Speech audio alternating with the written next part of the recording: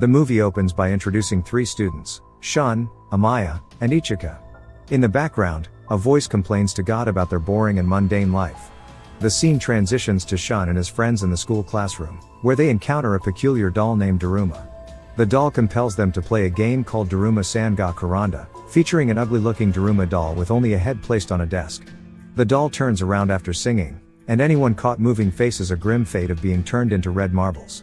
Unaware of the game's rules, the remaining students worry, fearing they might end up joining their deceased peers. As the game progresses, the number of students decreases one by one. Two boys attempt to escape through a locked door but fall victim to the vigilant doll, meeting a swift demise. A gamer boy comes forward to read a message on the doll's back, revealing that pressing the button will end the game. An eager participant rushes to press the button, but the doll swiftly turns around and eliminates him. Shun notices a timer on the doll's back, indicating that time is running out. Several students try to switch it off, but their efforts prove futile. Ultimately, only Shun and the gamer boy remain, with other students transformed into red marbles, making it impossible for them to approach the doll safely without slipping. With time running short, the gamer boy devises a plan, suggesting that Shun use his back as a launching pad to reach the button safely. Shun successfully executes the plan and sticks the landing, pressing the button just in time to end the game at the last second. The two students celebrate their win with a thumbs up, but the doll declares that there can only be one winner, and since Shun pressed the button, he gets to live. The gamer boy's head then explodes into marbles while Shun stares helplessly. The movie then shifts to Shun's mundane past life, where he spends leisure time on a couch playing video games and switching channels after the game's end. At school, he walks with his gamer friend, who encourages him to ask out Ichika, a fellow video game enthusiast who smiles at him. However, Shun views Ichika solely as a friend and denies having romantic feelings for her. As they head to the classroom, they encounter Amaya, the school bully, assaulting another student. Inside the classroom, Shun falls asleep, only to be awakened by a loud noise, followed by his teacher's head exploding and the reappearance of the Daruma doll. The events from the movie's outset continue from this point. In the present, Shun desperately prays to God, longing to return to his former ordinary life. The Daruma doll taunts him, comparing him to a mouse and ominously telling him that a cat will soon get him. Meanwhile, Ichika approaches Shun's classroom and is horrified by the chaotic scene inside. Shun asks her if she knows what's happening, but she, too, is as bewildered as he is. Attempting to seek help by calling the police, they discover there is no signal. Their attempts to flee the school prove futile as all exits and doors are locked. Fleeing towards the basketball court, they are startled to find students from other classes who had also survived the Daruma doll gathered in the court wearing mice costumes. The students discover the words "fit the cat's bell for it to end" written on the floor. The school president orders them to put on the mice costumes, and suddenly, the floor opens up, revealing a massive plastic cat emerging from beneath the court. The students find themselves in a state of panic as the gigantic cat begins devouring them one by one. Shun notices a ball-like bell attached to a timer and realizes that passing it through the basket on the cat's neck can end the deadly game. A skilled basketball player attempts to shoot the bell through the hoop, but the cat catches it midair and hurls it back, instantly killing the student. With quick thinking, Shun observes that the cat targets only those wearing the mice costumes. He suggests everyone remove their costumes, and they comply. For a moment, the cat remains still, and the students start celebrating, but their joy is short-lived as the cat devours another student, leading to more screams and chaos. Amidst the turmoil, Ichika falls to the floor. In a moment of brilliance, Shun dons the mouse costume himself to distract the cat. He realizes that by wearing the costume, one can hear the cat's voice. To everyone's astonishment, the cat is not attacking out of malice but rather seeking relief. It requests the students to scratch its back so it can rest peacefully. Shun takes charge and climbs onto the cat's back to start scratching it, urging the others to join him. Miraculously, the cat finally falls asleep. With the cat asleep, Shun seizes the opportunity to grab the bell and prepares to throw it over the hoop. The other students, however, stop him as they think that the only one who scores the bell will be the winner. As the students argue over who should score the bell to win the game, the cat awakens and resumes attacking them. Shun devises another plan, taking Ichika inside and concealing the bell within a mouse costume to trick the cat. They throw the ball, hoping to celebrate their victory, but the bell bounces on the ring. Just in the nick of time, Amaya arrives and makes a heroic shot, bringing the game to an end. The cat declares that only Shun, Ichika, and Amaya will be spared, leaving the fate of the other students unanswered. Without warning, Amaya kills the remaining students, claiming that survival is determined by strength and God's will. Amaya approaches Shun and asserts that they are alike, possessing the qualities necessary for survival. However, Ichika disagrees, praising Shun's kindness, strength, and intelligence over Amaya's demeanor. This infuriates Amaya, and he attempts to attack Ichika, but the cat intervenes, spraying a gas that knocks them all unconscious.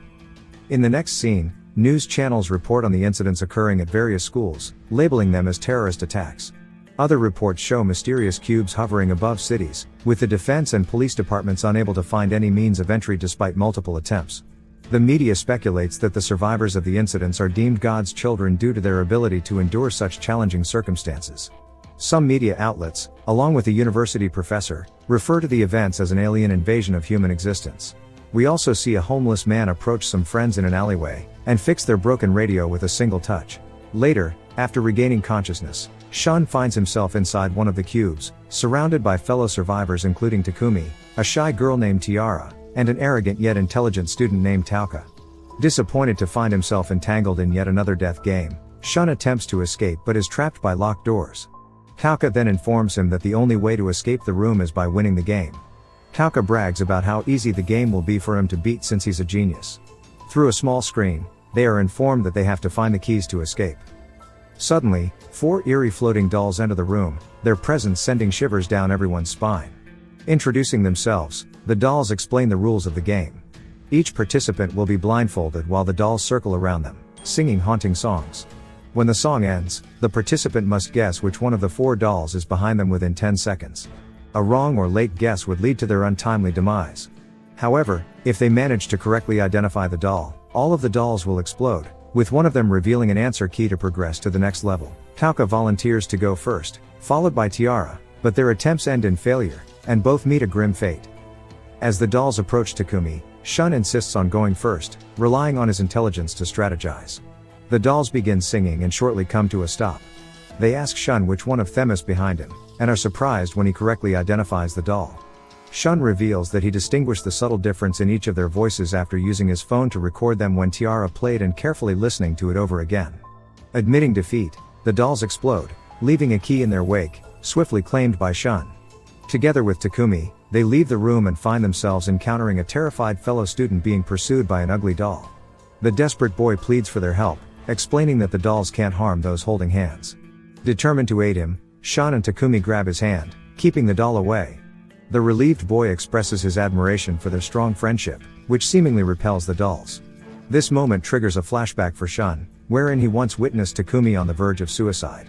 To release his own pent-up anger, Shun had engaged in smashing cups and glasses against a wall, an act he now offers to Takumi as a cathartic release. Embracing this shared experience, they forge a deeper bond amidst the terrifying circumstances. Right now, Takumi continues to wear the cup handle that Shun had given her. Suddenly, they hear a girl scream echoing from the other side. They run towards the screaming and find Ichika running away from the same dreadful doll. Shun jumps to hold her hand immediately and saves her. Soon after, a wall erodes and reveals a doll's face with 7 of the key entries. Shun and his group reach the place where 2 contestants are already waiting. They count their keys but find that 3 of them are missing. Suddenly, Amaya appears with the remaining keys and brutally kills off his companion as only 7 of them are able to qualify for the next round. When all of the 7 locks are unlocked, the doll face announces them as the winners and it erodes backward into the wall, revealing a passage for them to enter. A voice then instructs them to proceed ahead by donning the costumes provided. It is also revealed that all the games are being broadcast across the entire country. Afterward, the group finds themselves confined within an icy chamber.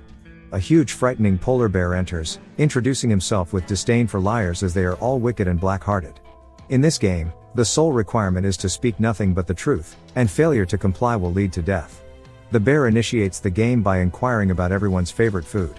Once responses are provided, he becomes suspicious of a possible lie. Granting them a mere 2 minutes, he demands they expose the deceiver. Initially, they defend their answers, but eventually, all fingers point towards the individual who mentioned parsley. In a swift, merciless act, the bear crushes the accused to death. For the second question, the bear asks if any of them hold affection for Shun. Those familiar with Shun, including Takumi, confirm their affection for him, while the others, who don't know him, answer negatively. However, the bear remains unconvinced, believing one of them to be dishonest, and once more urges the participants to identify the liar. In agreement, all of the other students accuse Takumi of lying about her affection for Shun, since she hasn't spoken to or seen him for a long time. Despite Shun's desperate attempts to save her, Takumi meets a tragic end. Heartbroken by the loss of his friend, Shun screams that the liar and traitor among them is none other than the white bear himself.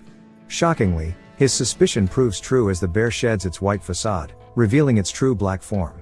With all the lies exposed, the game comes to an official end, and the survivors are led to the final challenge. The remaining 5 participants find themselves in a temple. As the door opens, they are warmly greeted by 3 wooden dolls, representing fitness, intelligence, and imagination. The dolls commend them for reaching this far and introduce the last game called Kick the Can for it to end. In this game, one participant becomes the demon while the rest become victims. The demon's task is to place the can in a designated spot, and during this time, the victims have the opportunity to hide. The demon's task is to locate all the victims. After finding them, he will have to name them after seeing their faces, after which he will be able to confine them in cells. If he manages to imprison them all and kicks the can, he claims victory. However, if a victim successfully kicks the can, the other victims will win, and the demon will lose, resulting in the death of the one who kicks the can as it explodes. The 5 participants take turns drawing sticks, and the red stick falls into Amaya's hands. Without delay, he sets the can on the ground and commences his search for the remaining victims. Swiftly, 2 of the students are apprehended. Ichika bravely sacrifices herself to divert Amaya's attention, allowing Shun to flee. After capturing Ichika, Amaya taunts that he doesn't need to find Shun to win the game. Ignoring Ichika's advice to hide, Shun reappears wearing an armored suit that conceals his face.